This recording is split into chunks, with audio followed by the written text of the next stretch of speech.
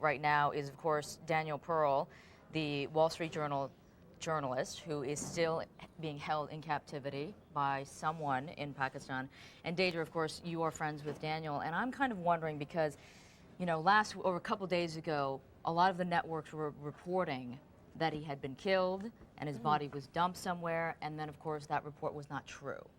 Is that irresponsible on the media's part? I mean, from you, I want to know your reaction because you knew him.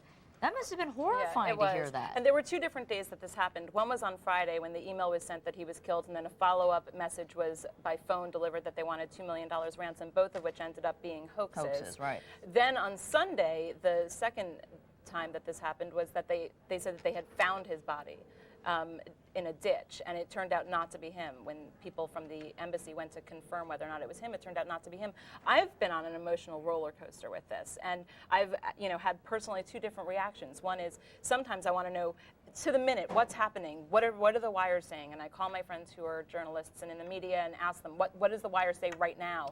And the other reaction that I have is that I can't look at the news for 12-hour stretches because it changes. It changes so it changes. radically. So what does this tell us? I mean, the media, of course, we all know it's very competitive, and so they want to jump on anything they get their hands on, but there's a level of responsibility there. Yeah, but when do you stop? When does it stop being a free press, May? Because if we're always jumping on editors' throats to, beyond fact check beyond a reasonable doubt, I don't think any story would ever get printed. I think the bigger danger for the press right now is the physical safety of journalists in general. 37 journalists killed this year, 7 of them murdered in Afghanistan. I think we should be more concerned about having safety systems in place in all the various networks, and besides Geraldo's 3 bodyguards. Think also about the emotional safety of the people who are here and who are listening to these stories. I do think that there's a real necessity to confirm stories to the fullest extent possible before especially we if you're them on the talking air. about the life of somebody. I can tell you fact checking there is not easily done. Yeah. People will soon lie as tell you the truth. But when you're talking about somebody who, whose life is at stake, to erroneously report something without having all the facts. I mean,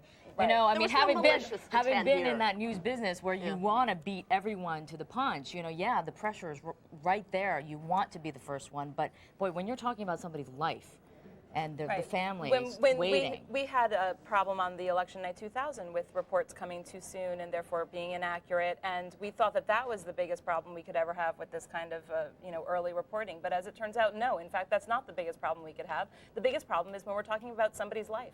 Yeah. So let's get it right. Let's get it right, and let's hope he's okay. All right, thank you very much for being here, you guys. All right, Stephanie, let's go to you and see what's coming up next. All right, May, after the break, you'll be drooling just a little. We're going to take you to the hottest place for soul food in Harlem. That's Sylvia's, and we're going to meet its charismatic owner. That's next on Pure Oxygen.